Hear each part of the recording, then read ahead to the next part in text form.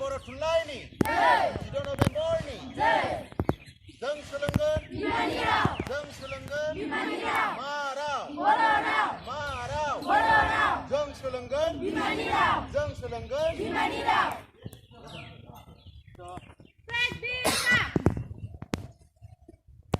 শিক্ষকসকল আৰু ছাত্ৰ ছাত্ৰীসকল আজি হ'ল বড়ো ভাষাৰ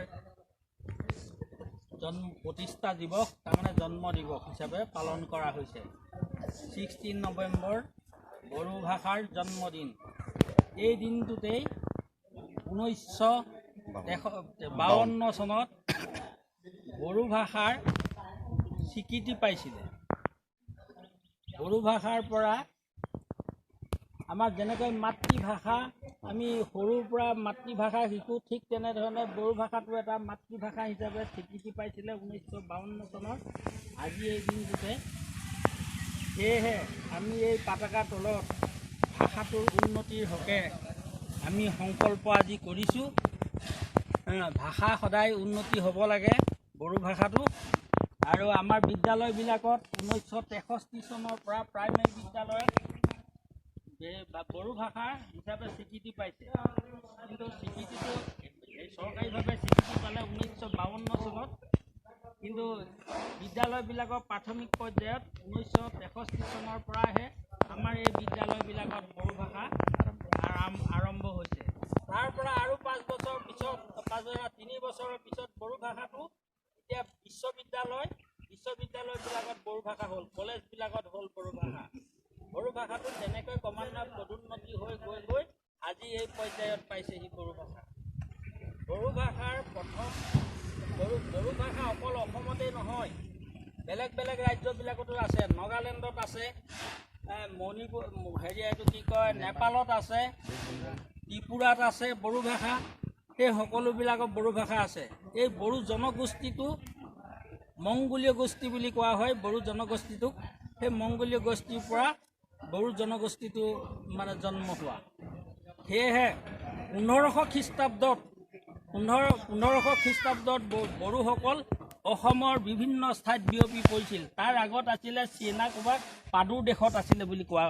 মানে কিংবদন্তীয়ে কৈছে এই 1500 খ্ৰীষ্টাব্দতে বড়ো ভাষাটো আহি আমাৰ অসমত প্ৰচলিত হ'ল অসমৰ একেবাৰে কোকৰাঝাৰতে আৰম্ভ কৰি কোকৰাঝাৰতে একেবাৰে মূল প্ৰথম বসতি স্থান তাৰ পৰা অসমৰ বিভিন্ন জেগাত আহিলে বড়ো ভাষা সেয়েহে বড়ো ভাষাৰ কিছুমান সাহিত্যিকে গোট খাই বড়ো ভাষাটো 1963 চনৰ পৰা প্ৰাথমিক বিদ্যালয়ত মানে স্বীকৃতি দিলে তেতিয়াৰ পৰা আমি এই বিদ্যালয়বিলাকত বড়ো য'ত বড়ো ল'ৰা ছোৱালী আছে তাৰ সেইবিলাক বিদ্যালয়ত বড়ো ভাষা হিচাপেও খোলা হৈ গ'ল স্কুল খোলা হ'ল সেয়েহে আজি আমি বড়ো ভাষাৰ বিষয়ে ইমান বাহুল্যকৈ ক'ব নোৱাৰোঁ তেওঁ আমাৰ গয়াৰী ছাৰ আছে আৰু সুভাষ বসুমতাৰী ছাৰ আছে ইয়াৰ পিছত আমি হলত ইয়াৰ বিষয়ে আলোচনা কৰিম ইয়াকে কৈ মোৰ বক্তব্য সামৰণি মাৰিছোঁ আজি শুভক্ষণত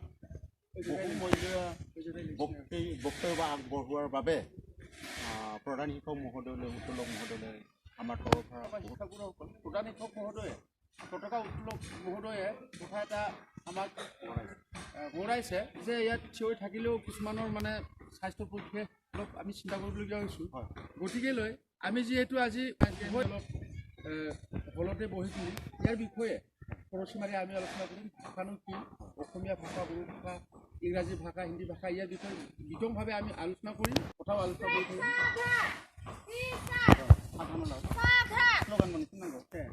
बर' थुनलाइ बड' साहित्य सभा जिन्दाबाद बर' साहित्य सभा जिन्दाबाद जय बिमानि राव जय जागोन